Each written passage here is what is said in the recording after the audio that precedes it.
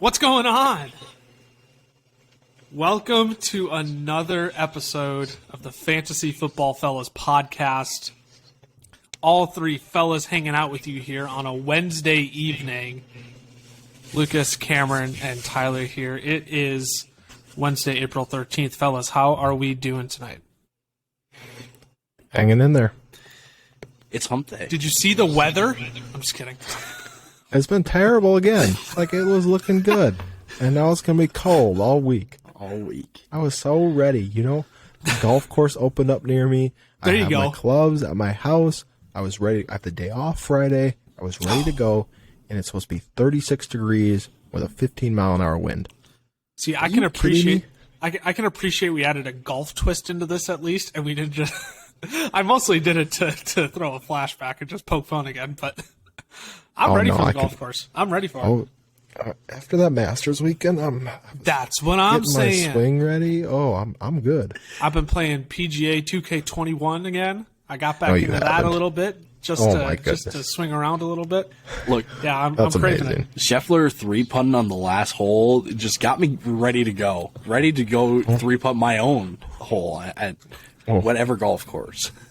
We live for 3-putts here. I mean... I'm glad we started with this now, and you brought up the Masters, because I need everybody to go back and listen to last episode. And my two picks to win the Masters took first and second, except I got them flipped. Oh. I took Rory. I had Rory to win, and I said I really like Scotty Scheffler. And then, of course, Scotty Scheffler wins it, and then Rory takes second, which I had to give myself gas myself up a little bit there. If you do go back, though, like, just skip the part where I talk, because Brooks didn't do so hot. Yeah, at least Tyler had Morikawa, who was top 5. Brooks didn't even make the cut, but, you know, whatever. So when we do golf props on this podcast, listen to No, I'm kidding. Don't listen to me. Oh, we are going, man, this is it's exciting. We're working towards the NFL draft here. Now that the Masters is over, it feels like we're turning this corner into heavy NFL content now, as the draft is approaching here very quickly. So we are going to continue breaking down our rookie prospects this week and what potential fantasy value they may have. We did quarterbacks last week, so if you want to go listen to our thoughts on Malik Willis, Kenny Pickett, and the likes, you can go listen to that podcast from last week. We'll be breaking down the rookie running backs this week. Man, there are a lot of them, but we'll only be going through a few of them, since only a few of them will likely have fantasy value off of the bat. But we will first start with news and notes from around the league. And this is never a piece of news that I ever want to share on this podcast, but we also need to share it. Dwayne Haskins this past weekend involved in a fatal accident at the age of 24. And when you put that into perspective, this is not trying to make this introspective about us, but that's our age. We are the same age as Dwayne Haskins, and you put that in perspective, and that is far too soon for a man who was making a career in the NFL, was making it big, like every kid wants to, and to have that just ripped away at such a young age is incredibly sad. So we send our prayers and condolences to his family.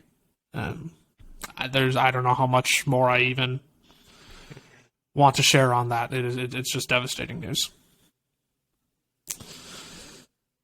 There's no good way to turn a corner out of that. So we'll continue on with other news from around the league. Brandon Cooks signed a 2-year, $39 million deal with the Texans and $36 million guaranteed. All I have to say is good for Brandon Cooks. No kidding. Good for Brandon Cooks. Playing on the Texans organization the past few years and playing with everybody not named Deshaun Watson. If you can name me any other quarterback that wasn't Davis Mills. Tyler Taylor for a bit, but good for Brandon Cooks. Getting his bag. Well-deserved. Well-deserved $18 million a year, guaranteed. Melvin Gordon visited the Baltimore Ravens this past weekend as well.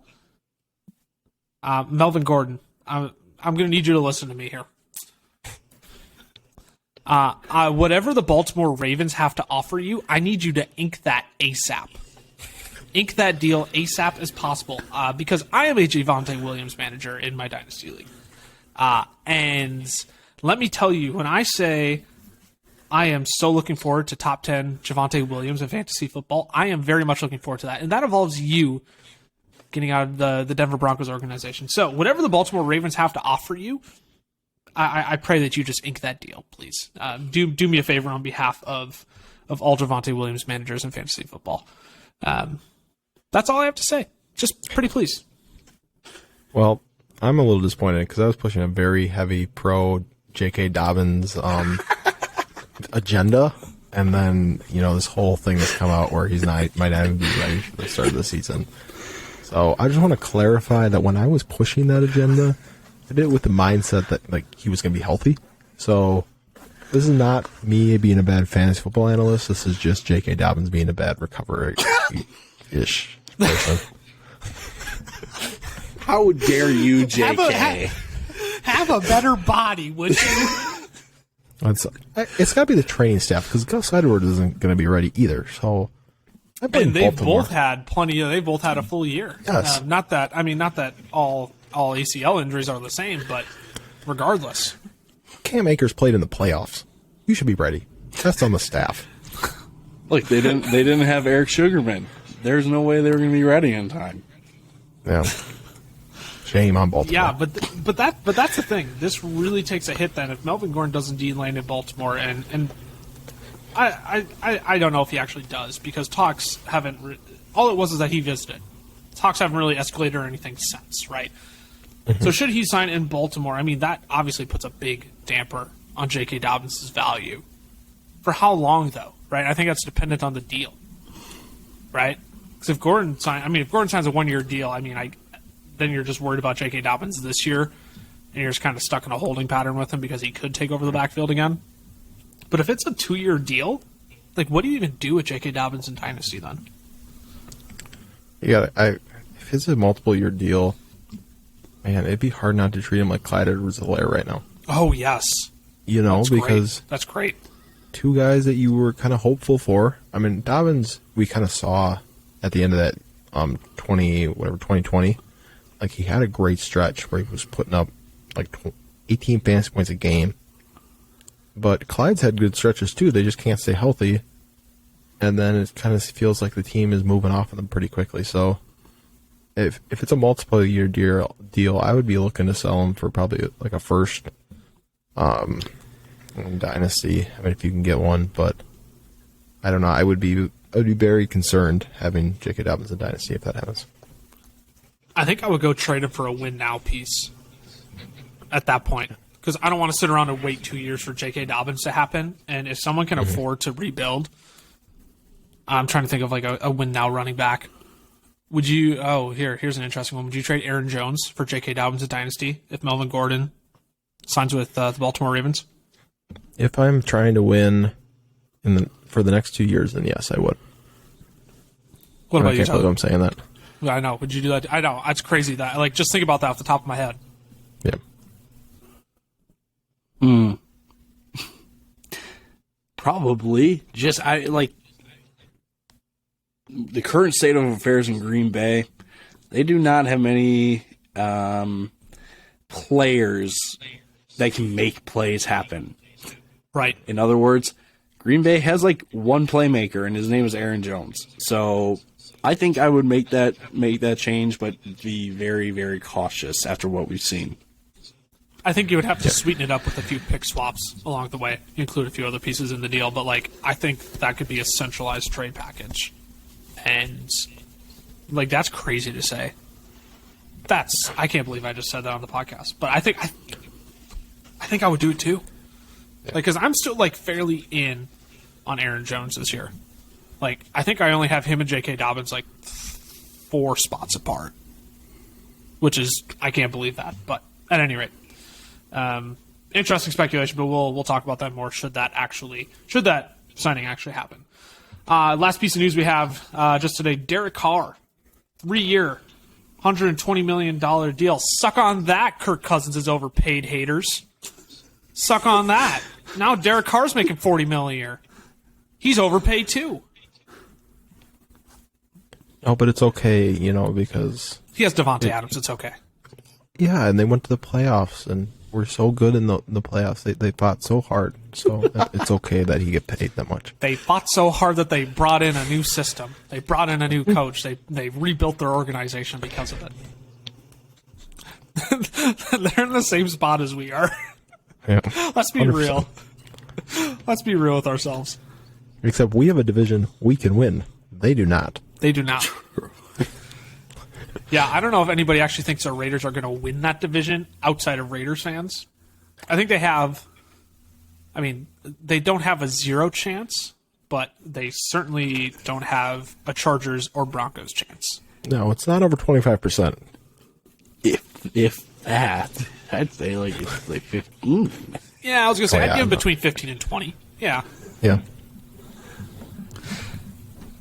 Well, Derek Carr gets his bag. I don't know. Maybe it's deserved. Maybe it isn't. I mean, I suppose if you're like a top 12 quarterback, top 13, 14 quarterback in the NFL, you're just going to make $40 million a year now, and that's just how this is going to work, which I suppose is fine. But all right, got through all the news. Let's move on to question of the day, which actually plays off of one of our pieces of news. Real quick, I'm going to Yep. apologize to the listeners if that transition did not come through. We've I don't know what's going on. we've realized over the past couple episodes that for whatever reason the transitions just don't make it. And because of low budget productions over here at the Fantasy Football Fellas, on behalf of the fellas, I offer our sincerest and deepest apologies for the blank of silence that you get. So what I've noticed is if I clip it, we do get the transition to come through. So if it doesn't come through, I will clip the transition so everyone can hear it. We can post that. Go listen on TikTok. I'll add it back. We'll just be posting our transitions. That's all we're going to be posting there for the next week. All of us is a blank stare, waiting for Lucas to hit the button. Click it, Lucas. Click it. Click it. Question of the day comes from TikTok. Chain Gang Games. How high is too high to draft Javonte Williams? And this is great because the hype on Javonte is getting huge again. Like it was big right away after the season. Everyone's like, Melvin Gordon's gone. The season's over. He's gone. And then everyone's like, wait, Melvin Gordon might return. and then it got real quiet. And then this piece of news came on. Everyone's like, Javonte Williams. So how high is too high to draft Javonte Williams? So I just redid my running back rankings. I got 1 JT, 2 CMC, 3 Henry, 4 Dalvin Cook. After Cook, I would consider taking Javonte Williams. So he's in that mix of, for me, Javonte, DeAndre Swift, Austin Eckler, and Joe Mixon. I think that's a fair place to have him. Yeah, you have him as your running back 8 currently. Mm-hmm. I think that's totally fair. Yeah, I think there's. Well, Tyler, you have something you need to get off your chest right now. Clearly, We were joking before we started recording. I was like, okay, whatever Lucas says, take it 2 steps back. as a Javonte Williams manager, I may actually have to say take 2 steps back from what Cam said. Wow. You would be willing to put him at number 5. So I would not. I would take him at 8. That is where I have him. would take so him at it'd 8. probably end up being like, because you throw in Cooper Kupp, it'd probably be like 10. But if you took him at 5, I would not bat an eye at it. Okay. I just needed the clarification because, like I said, I'll say I don't know what my rankings are at. They need to be updated. But right now, Javonte Williams needs to move up your rankings. That's all I'm going where to do say. I have him at right now? Where do I have him at? Right now? You have he's at 16. I won't give the names of who's ahead of him because the people will come after you with pitchforks and torches. So I was saying how Cam may need to take 2 steps back. Those 2 steps back, I will take those steps forward. So I'll probably put him somewhere between that 10 to 13 range. Here's what we're going to do after I give my take. We're going to play a name game. Oh, no. This feels like the perfect case. This feels like the perfect time to play a name game with Javonte Williams. I have Javonte. I have Javonte as my running back 10 currently, and this is I am hedging my optimism because should Melvin Gordon actually ink a deal somewhere else, and I'm waiting until when the report comes out that Melvin Gordon signs a deal somewhere else, I am waiting 48 hours until I actually update my rankings and increase my optimism on Javonte Williams. Like, that's how cautious I am being, because with Melvin Gordon in town, Javonte Williams is like, he's a top 15 running back, right? Like, I'd put him at like 15 probably. But without Melvin Gordon, like, I don't think it's unrealistic to say he has top 5 upside. But I need Melvin Gordon to ink that deal somewhere else first. So I have Javonte Williams at 10, but should Javonte ink a deal somewhere else? I mean, Cameron, I think you're spot on. I'm looking at my rankings. I have Jonathan Taylor, CMC, Eckler, Derrick Henry, Dalvin Cook, DeAndre Swift, and I might put him ahead of Joe Mixon. If not, he'd be right after, which would put him as my running back 7 or 8. I think I would have him at. So how early is too early? Probably top 5. But after that, if Melvin Gordon inks a deal somewhere else that is very conditional, I'm all for it then. That's where I'm at. All right, little name game. Little name game. Javonte Williams or blank running back. Javonte Williams, Jonathan Taylor. Jonathan Taylor. Yeah, JT. Yep. Jonathan Taylor, Christian McCaffrey. CMC. The public's going to hate us all for that. CMC. Fade the public. Javonte Williams or Austin Eckler. Eckler. Austin Eckler. I would take Eckler as well. Javonte Williams or Derrick Henry. Derrick Henry. I would take Derrick Henry as well, though I think we do need to have a conversation about Derrick Henry at some point for fantasy, but that's a different conversation for another time. Javonte Williams or Dalvin Cook? Dalvin Cook. Dalvin Cook, I agree. DeAndre Swift or Javonte Williams? Swift. So Swift, I can kind of see. That's kind of where I start to see the argument, because my argument against Javonte Williams is we haven't seen him take on a full workload. Whereas Swift, even though he was great last year, he really didn't have a full workload either, except for like 4 weeks. Right. Because he was kind of split in time. So I'm going to lean Swift, but that one's very close for me. Yeah, I think that's where it becomes a conversation. If not, I'd even argue it becomes a conversation at Dalvin Cook. That Tyler gave me the eyes of you're joking. I still favor Dalvin, but if someone were to say I take Javonte over Dalvin, I'd entertain their argument, though I'd probably disagree with it. If you tell me Javonte over Jonathan Taylor, CMC, Austin Eckler, I'm like, you're crazy. You're crazy. Okay.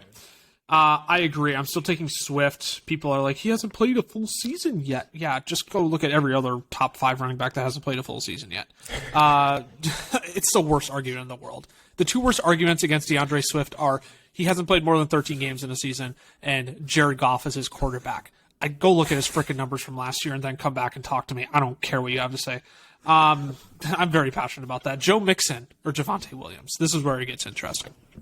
I'm still taking Joe. Yeah, I'll lean Mixon. I think this is where I lean Javonte, mostly because I personally have just been burned by Mixon too many times, even after his great season last year. It's one of those where this might be where my bias kicks in, right? Of I have anti-Mixon feelings, but also pro Javonte feelings. So I think I would lean Javonte there, though. Come draft time, when Joe Mixon or Javonte stared me in the face, I'd probably change my opinion in a heartbeat and then take Joe Mixon. So that's where I think I'm truly torn. Najee or Javonte? Najee. Javonte. So Tyler, you're still taking Najee? Yes. Volume? Exactly. Volume. Even without Melvin Gordon, both Javonte and Melvin Gordon had over 200 touches last year. Mm-hmm. We're talking without Melvin Gordon, 320 touches for Javonte, probably. It's close. Sure. But when you look at the current state of the offenses, and you look at Denver, yes, Javonte's a very good rusher, very good running back to have. That offense, I think, is going to be a lot more balanced than I think what Pittsburgh is going to be. I can agree with that. My big worry is that Pittsburgh's big upgrade at offensive line was freaking Mason Cole, who Minnesota traded a 6th-round pick for.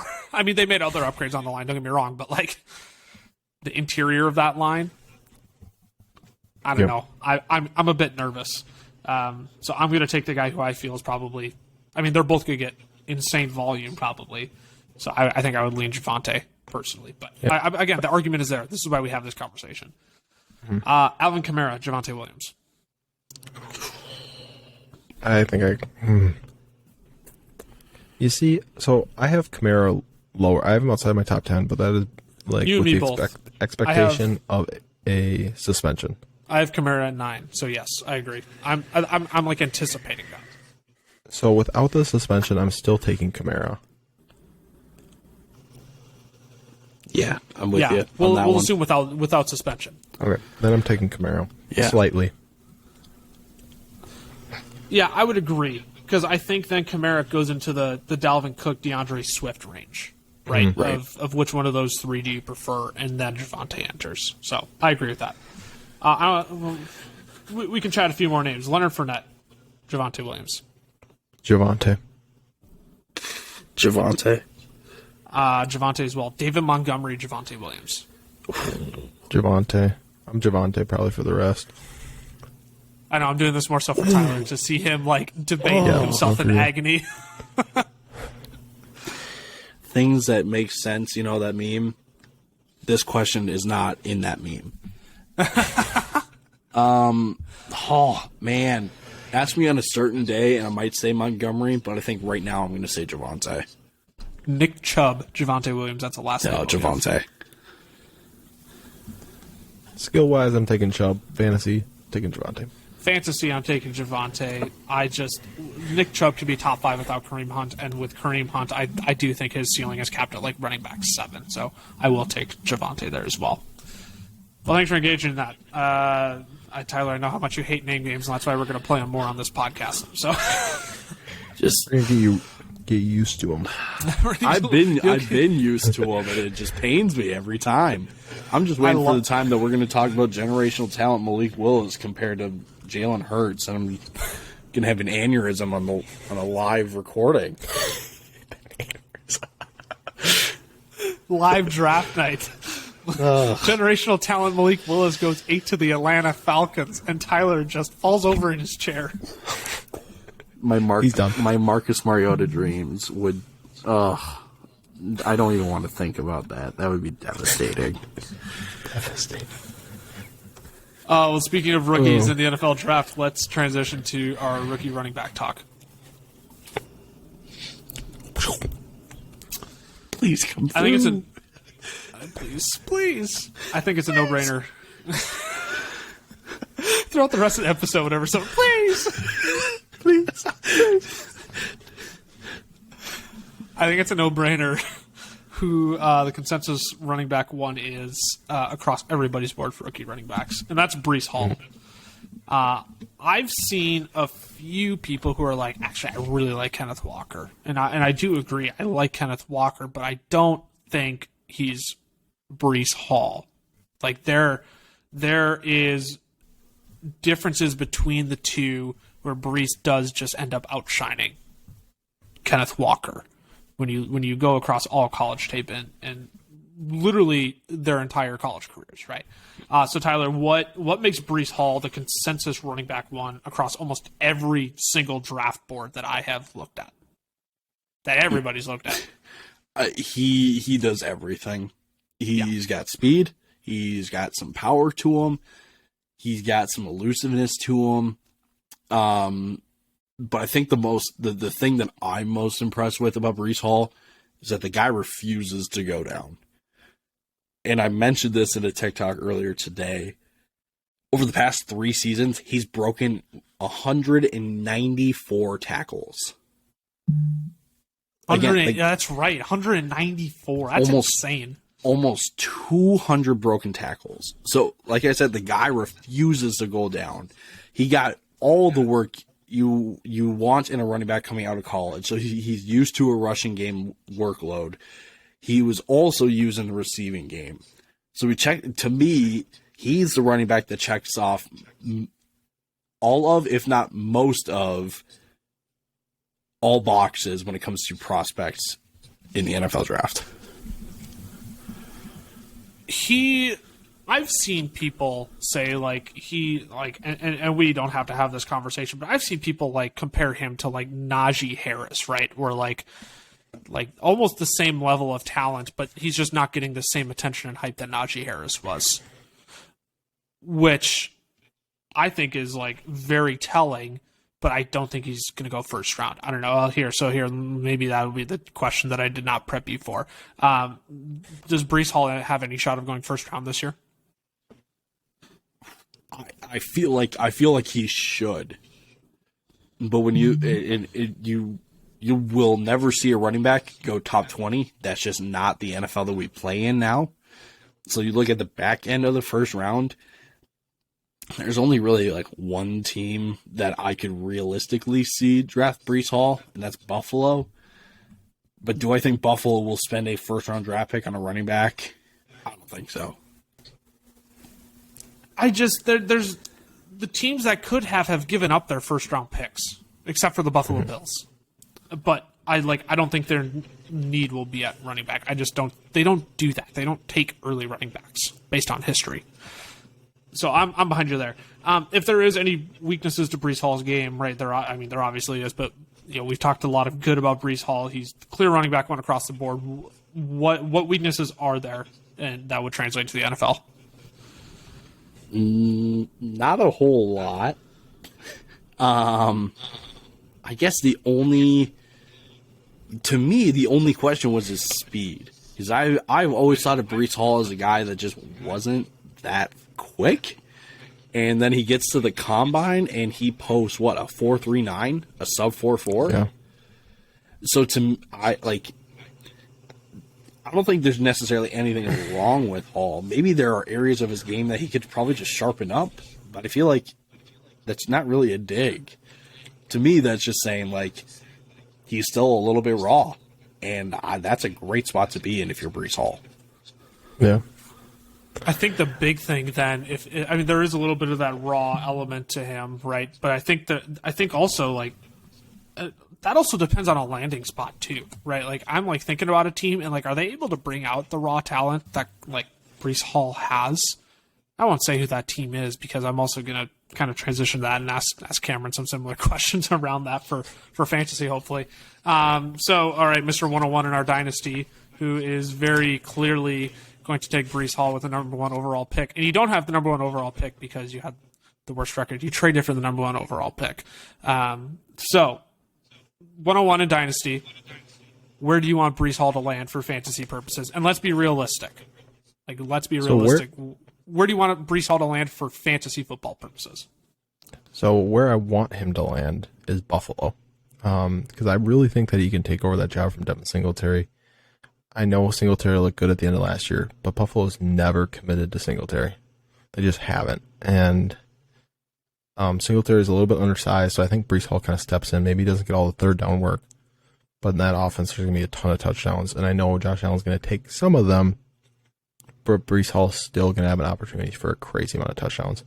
Where I think he's probably going to go, I'm thinking probably Atlanta, maybe Houston grabs him. I could see both of those in the top. But there's always those teams, the Chargers or something like that could trade down with like the Lions at pick 32 and nab Breece Hall right at the end of the first. But I would say probably Falcons or Houston feels most likely to me. But I could also see them just passing on running back because they have so many other needs.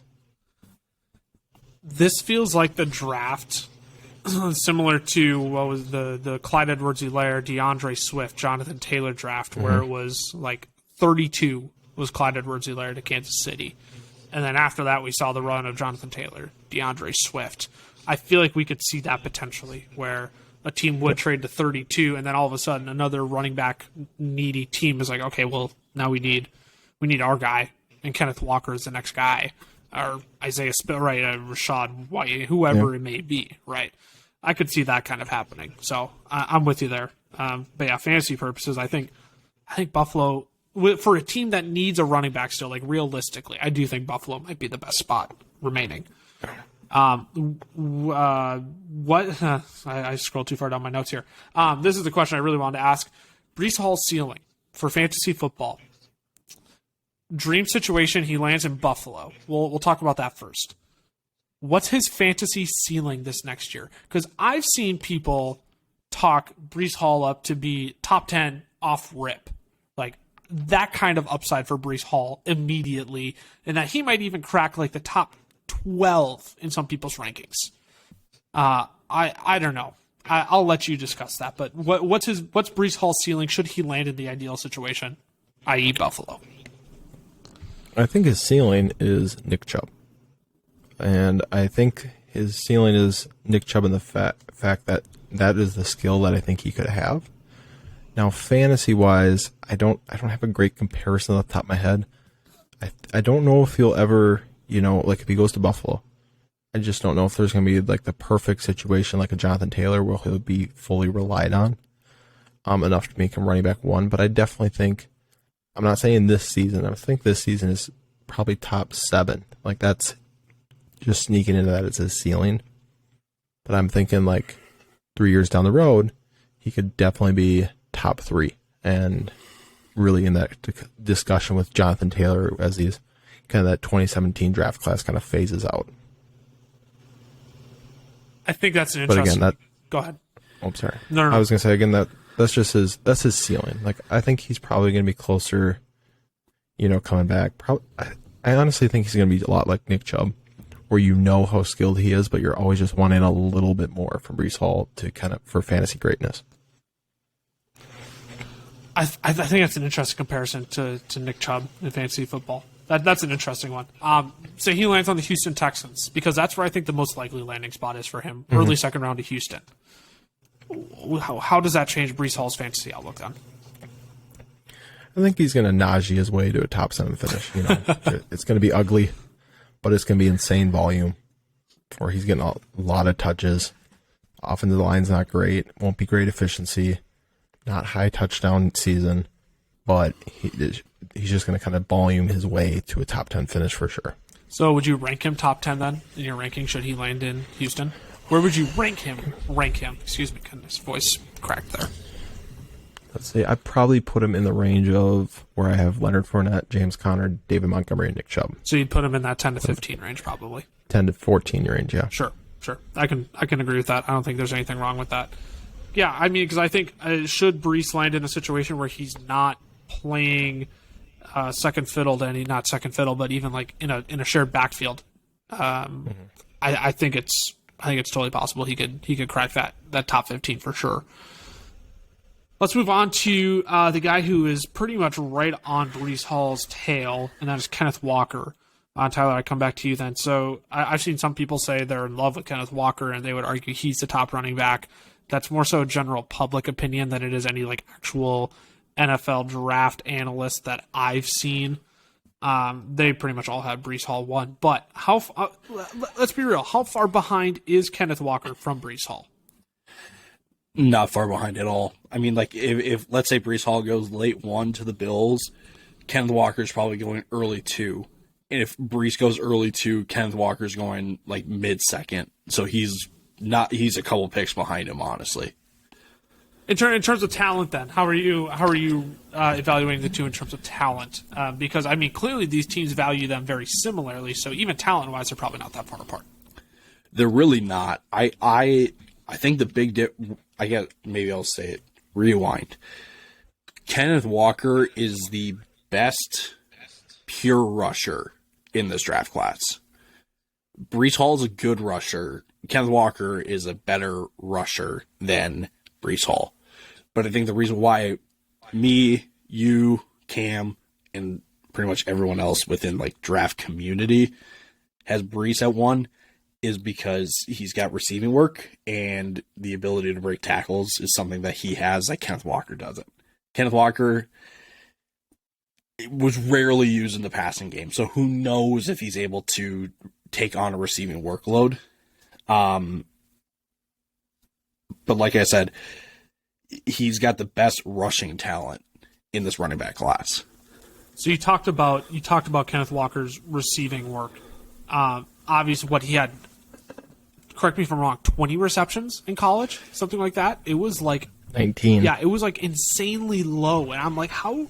Like, you played 4 years of college football. Like Kenneth Walker isn't this Javonte Williams spring chicken, right? Like, Kenneth Walker is on the ladder of his draft eligibility. So are you concerned about that, right? 20 receptions started his 4-year college career. He was at Wake Forest and then transferred to Michigan State. How concerned are you about that lack of receiving work translating to the NFL? Like, does that limit him to a 2-down back?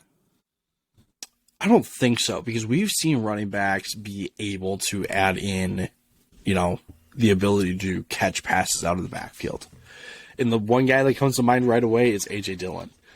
Everyone thought that he was solely going to be a power back, an early down or short yardage guy. And he kind of showed people last year that he is capable, and that's probably the hardest. Ooh, little voice crack there. You and me both. Please.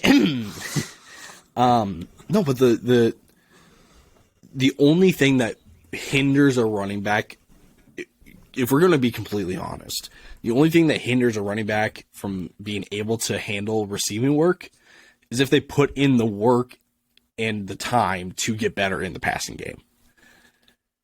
So it's just a matter of will he, and if he does, cool, he can add it to his game, because he's got speed. I'm not going to say anything about his hands. That's the question we're asking, but he can be good in the passing game. It's just a matter of will he put in the time to be, that good. I think, I don't remember if this is Kenneth Walker specifically, but I thought I saw some high school film of him where he actually was catching the football out of the backfield. So it's not that he doesn't have the ability, it's just that no college wanted to use that ability, and that's just not how Michigan State functioned either. They weren't passing to Kenneth Walker out of the backfield. So I question if part of that is also scheme. But Tyler, I think you do sum it up perfectly of I don't think it's a skill that Kenneth Walker can't acquire as he transitions to the NFL. If that's one of the things we're concerned about, that's very manageable in comparison to other concerns that we could have for Kenneth Walker. So I'm behind you there. Anything else? Sorry, it looked like you wanted to add something there, so I just wanted to make sure. No, I was, like I said, Kenneth Walker, there's an argument for him being RB1. Todd McShay has Kenneth Walker as his RB1. That is true. Todd McShay is one that I've seen with Kenneth Walker as his RB1. So it's not too far-fetched to have the argument that Walker is running back 1.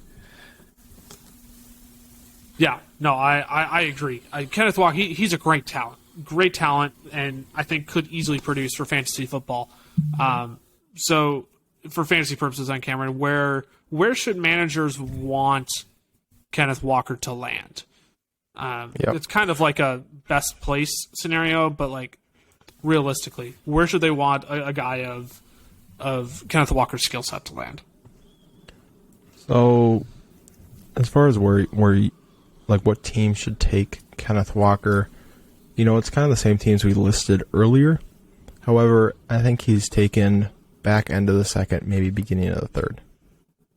And that's not a knock on Kenneth Walker. That's just kind of how I feel like the draft's going to go. I feel like someone's going to reach on Brees, and I feel like Kenneth Walker is going to kind of fall back to that end of the second, beginning of the third, which still means he's going to get plenty of usage in the NFL.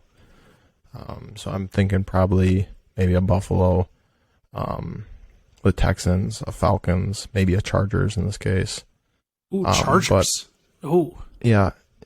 I really believe the Chargers are going to take a running back this draft. Just with Austin Eckler getting older, they've kind of missed on some later round running backs to back him up. So that's a team I think you could watch. Interesting. I think they'd go for some of the later guys that we're going to talk about. We'll get to them in a little bit, but transitioning to rookie drafts now for dynasty formats, Kenneth Walker I feel like is one that's really up for debate because it's pretty clear Brees Hall is number 1 in dynasty drafts. If he doesn't go 101, someone in your league must have a man crush on whoever does go 101. But then you have all these other wide receivers, and we'll get to the wide receivers next week. We're going to do a fun little game with the wide receivers. I'm really looking forward to that episode. But we have to wrap up this one first. where are you drafting Kenneth Walker in rookie drafts amidst Breece Hall being pretty much consensus number 1, even in Superflex, Malik Willis probably being top 3, top 5 for sure, and then all these other talented wide receivers? Where are you taking? Where do you think Kenneth Walker should be going in rookie drafts?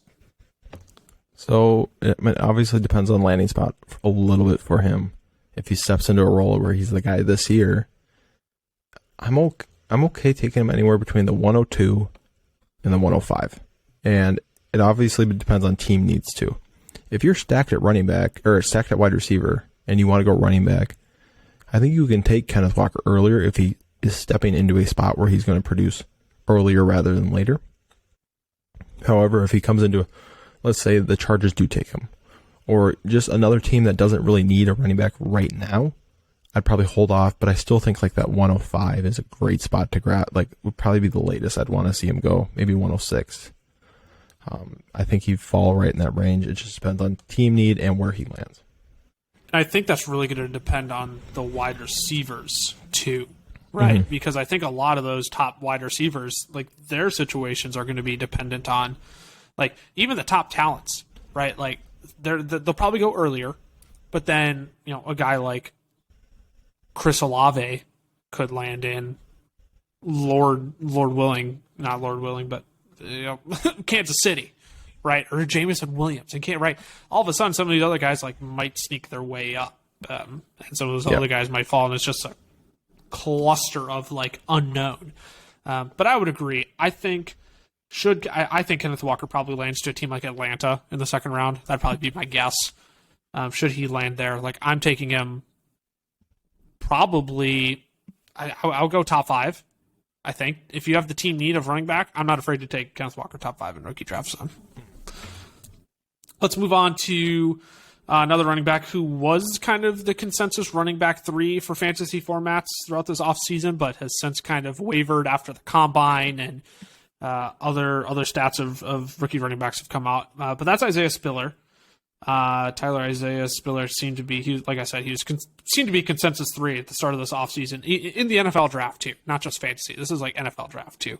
I've seen him all over the place. Like I don't know how much consistency there is to Isaiah Spiller's ranking across draft boards. But where's he at on yours? Currently he's my running back 4. So he's not too far behind running back 3. And I do think he's kind of a third round talent. We'll see exactly where in the third round, but Spiller has had a Breece Hall type career in college, just minus the touchdowns. Where Spiller's been used everywhere, and he's done everything. I think it opened people's eyes when he ran the 40 at his pro day, and he finished out as like a 4.64. He plays faster than a 4.64, but regardless, like I said, he's had a Breece Hall type career, just minus the touchdowns. Yeah. So you talked about him going late second, early third, even. Did you say late third, early fourth? One of those two. I know third rounders in there. Third for sure. Yep. I would hedge more late third than early third, but I can definitely see an early third. Sure. So that's where you see him landing in the draft. Any team in particular you have him landing in right now?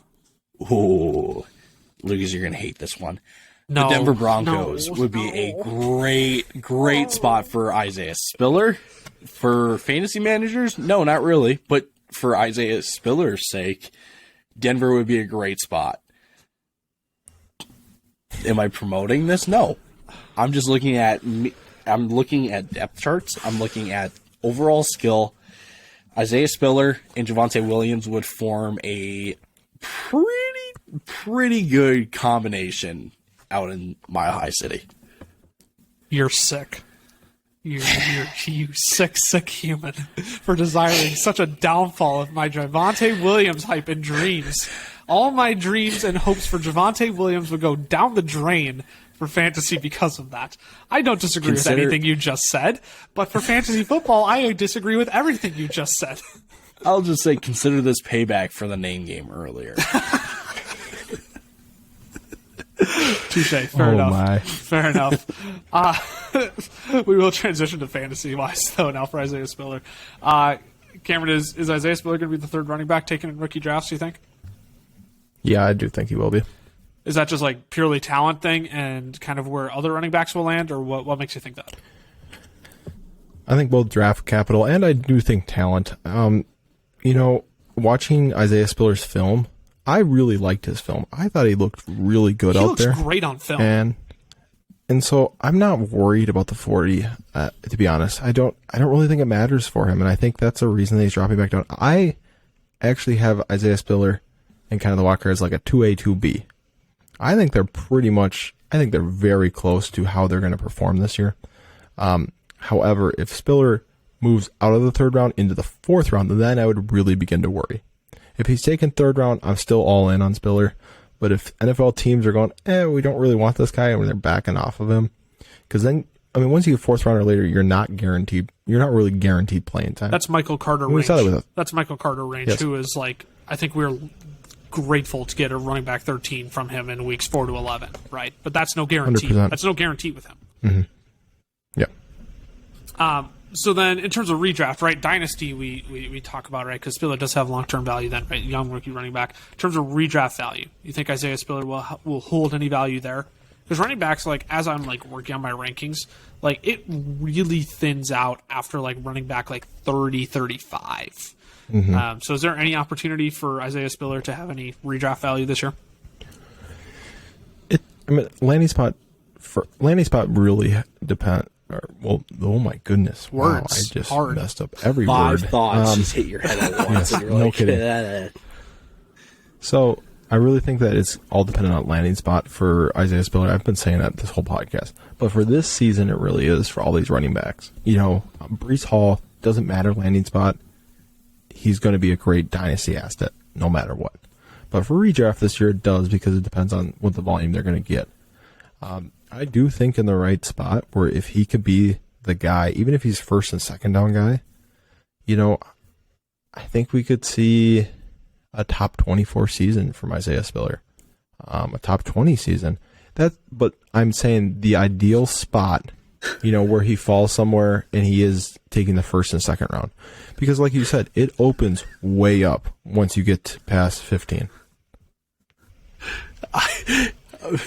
Me and Lucas's face when you said top 24, and then you doubled down and you said top 20. Yeah, it wasn't even like top 25 to 30. It was like top 20. Like we're talking like so at that point, I'm just gonna throw out a few names. Like we're talking like J.K. Dobbins, Cam Akers, Antonio Gibson, Michael Carter, Aaron Jones, like that range. I'm not trying to expose you or anything, but I'm also just trying to put it in reference. Because I feel like, here's the thing, I feel like we do this all the time where it's like, this guy, top 25 guy. Like, I did that with Christian Kirk. And I'm like, and then I look at it and I rank him, and I'm like, he might not even be top 30. So I could see him finishing over an Aaron Jones, over a, who's the other guy you said? Michael Carter for sure. Yep. If he's in a spot where, like I said, he's getting the first and second down work. I don't think he's going to be the 3-down back, especially this year. He might transition into that, but this year I don't see that happening. But he needs to be in a spot where he's getting that volume. If he's under 200 carries and not a chance, then I think he's outside the top 30. That's fair. I see where you're coming from there, because I think there is an argument, as I continue to scroll down some of these players, the Miles Sanders of the world, Clyde Edwards-Helaire, Chris Carson and Rashad Penny, Damian, I'd have Damian Harris higher, but Tony Pollard, Melvin Gordon, Matt Wright, then you start getting into handcuffs at that point. So, I think it sounds crazy to say top 25 off rip, but once you get past 30, I feel like you're playing darts at that point with some guys. Well, yeah, because the running backs right now feel really deep, but they hit a drop-off so quickly, because you're listening to guys that you're like Antonio Gibson, I have J.K. Dobbins at 19. I'm barely fitting Josh Jacobs inside my top 20. And then you hit 22, and you're like, I have no more running backs, I believe. Right. You still have then you hit the Travis Etienne's, and where it's they could be big, but also big question mark. Kareem Hunt, Elijah Mitchell, AJ Dillon, right? Yep. You hit that range then where it's anything could happen with those guys. Yeah. Well, and I'm like calculating an injury too. I mean, you look at this last season. I mean, you missed 6 of your top 10 running backs were out for over half of the season. Right. So Right. Yeah. I mean, when you do put it like that, I mean, right landing spot will be key, obviously. Right. That's the whole phrase. That's the phrase of the episode is landing spot will be dependent here. I think that'll be less so with wide receivers. Wide receivers, it's more the ranking than it is like fantasy production, if you will, like where they'll actually be. At any rate, we have a whole nother list of rookie running backs here. We're not even going to talk about them. We're already 50 minutes into this podcast, and we're going to wrap it up here. But I want to get a few thoughts on some of these other rookie running backs. There's been a lot of Rachaad White hype recently. Part of that is like just public stat pushing, but I also think there is some like real raw talent there. I do really like Rachaad White. Kyren Williams, obviously, at Notre Dame. You have James Cook from Georgia, Zamir White, Brian Robinson Jr., Damian Pierce. We could go on a whole rant of guys. There's a ton of other guys we could talk about, and I think there are going to be a lot of late round, like mid to late round guys that are going to be worth taking a shot on in dynasty leagues this year. But Tyler, what order do you have those rookie running backs? Because so you even said you have Spiller at 4. So even right, it's Breece Hall 1, Kenneth Walker 2. Take me 3 through Damian Pierce or Brian Rock, whoever was the lowest on your board there. Yeah, I would like to introduce y'all to Mr. Pierre Strong Jr. out of the South Dakota State University. He's my running back 3. He's your 3. He's my 3. This dude, this brother, is going to be a problem. Turn the camera on. This is clippable right here. Go, Tyler. Just go. I feel like this is a very like unpopular hot take here. So as Bill Simmons would say, Kyle, turn the camera on. Look, my only argument for Pierre Strong being running back 3, I really shouldn't say argument, but the major argument that I have for him, according to PFF, Pierre Strong had the highest zone grade run out of all running backs in this draft. And you know what's the most popular type of scheme, run scheme specifically in the NFL? It's a zone scheme. So there will be suitors for Pierre Strong. And Pierre Strong was one of the more productive running backs last year. So just saying. What kind of production? I may be a little bit. Let me pull it up real quick. Give me a second. Here we go. Almost 1,700 yards, 18 touchdowns, 22 receptions on 34 targets. I wanted that for Cameron's reaction. Wow. Dude ran a 4.37 too? Holy cow. Yeah. This dude is going to be a problem in the NFL. So, all right. Mr. Pierre Strong Jr. at number 3 for y'all. Then Isaiah Spiller at 4. I've got the Georgia running backs going back to back. James Cook at 5 and Zamir White at 6. Then I've got Rachaad White at 7, Damian Pierce at 8, Brian Robinson Jr. out of Alabama at 9, and Kyren Williams finishing up my top 10 at 10. Wow, and there's been like decent Kyren Williams hype too for fantasy. Like I think he's still like 4 or 5 on most fantasy boards, and I think that's got to change. He's going to be a pass catcher.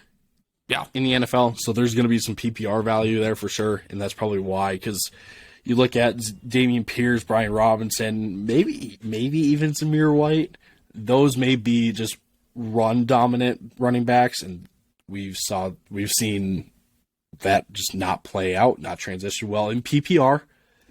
That's a big disclaimer. In PPR only, standard it's fine, but still, James Cook, Rachaad White, Kyren Williams. They're going to find some receiving work wherever they go. And Cameron, if you had to choose any of those guys fantasy relevant wise next year, which one are you picking? I'm picking Zamir White.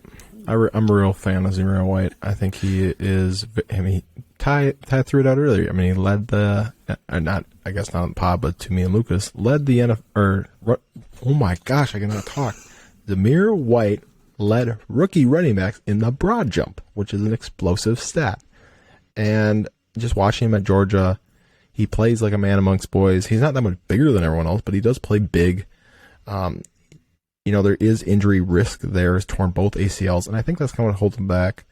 A little foreshadowing into next week. I do think he's a lot like a teammate he had in Georgia, George Pickens, where injuries are kind of holding them down the draft board. And I do think that they're going to play a lot better in the NFL. Also, Zamir White did split a lot of time with James Cook, and they have another running back in Georgia. So we didn't really get to see Zamir White with a full workload, and I really think he could command a full workload in the NFL. I'm trying to find. I'm really in on Rachaad White, and I've been seeing. I saw this stat somewhere, and I don't remember where it is. I don't remember where it is. Here it is. Is it his receiving work? All Power 5 running backs with at least 90 rushing yards per game and 40 receiving yards per game in a single season since 2013. 2013, Todd Gurley. 2015, Christian McCaffrey. 2016, Joe Mixon. 2017, Saquon Barkley. 2021, Rachaad White. I don't like basing a pick on that stat alone, but I'll tell you what. I see a lot of running back ones on that list. I see an overall running back one finish from Todd Gurley. I see an overall running back one finish from Christian McCaffrey and a number 2 overall running back finish. And I see a number 1 running back finish from Saquon Barkley. I'm not saying Rachaad White's a running back one. That is not what I'm saying whatsoever. But if I'm going off of some of those stats, I think there's more upside to Rachaad White than that I may meet. So that would be my pick personally. With that, anything we want to add on any of these rookie running backs before we dip out? I'm good. I think we covered our bases as best we could this episode. Yeah. Thanks for here's what I'm going to do. If you want to see where these rookie running backs go in the NFL draft, see if any of them go first round. If Breece Hall or Kenneth Walker goes first round, you can tune into our live draft episode happening in 2 weeks from probably when you're listening to this episode on Thursday. We'll probably release this tomorrow morning because it is too late for me to upload it right now. You can tune into our live draft podcast on April 28th. We'll be going live on TikTok and YouTube at 7 p.m. We'll be recording the podcast live. We'll probably have 2 parts of first half of the first round, second half of the first round, so we don't just have 1 3-hour mega episode. We're looking forward to it. This is going to be awesome. We're going to be breaking down each pick live, every single pick, right? Even though we're doing fantasy football here, we all love the game of football. And if there's any fancy relevance involved, obviously we'll break it down there too. So we're looking forward to that. Make sure you join us for that. Put it on your calendar, April 28th, 7 p.m. We'll be live on YouTube and TikTok. You can go sign up on our TikTok as well for our live event. It's right on there. Right, big button on our profile. You can't miss it. Anything y'all got to say before we close out this episode? No Masters this weekend to discuss. Fighting the good fight. Keep fighting the good fight. Oh, brother. We need to put that on a t-shirt. Put it on a t-shirt. Oh, remember when that was a phrase we used on this podcast? I love it. T-shirt. Put on a t-shirt. I love it. Well, thanks for tuning in to another episode of the Fantasy Football Fellas. Make sure to subscribe and get all notifications of our podcast so you don't miss any fantasy football content this offseason. We're coming out with an episode every week. We'll be going 2 episodes every week towards the start of the season. You can give us a follow on socials, FF Fellas on Twitter, the FF Fellas on Instagram, Fantasy Football Fellas on YouTube and TikTok. I need to throw a Selly because while we were in this episode, we hit 35K on TikTok. Yeah. We're at 35K on TikTok. We have been growing immensely quick on there. So thank you for all of you who have come from TikTok and listened to our podcast. We are so grateful for you. We are so grateful for all 35,000 of you. That's no small thing considering where we were at about a year ago, thinking where this thing could potentially be. So we're excited for what the next year is going to bring. We're excited for the next 35K. We're excited for all this. So thanks for riding along with us. This has been a fun journey so far. So look, we're just 3 stooges being dudes. We're the Fantasy Football Fellas. Thanks for tuning in. We'll see y'all next week. Deuces. Deuces.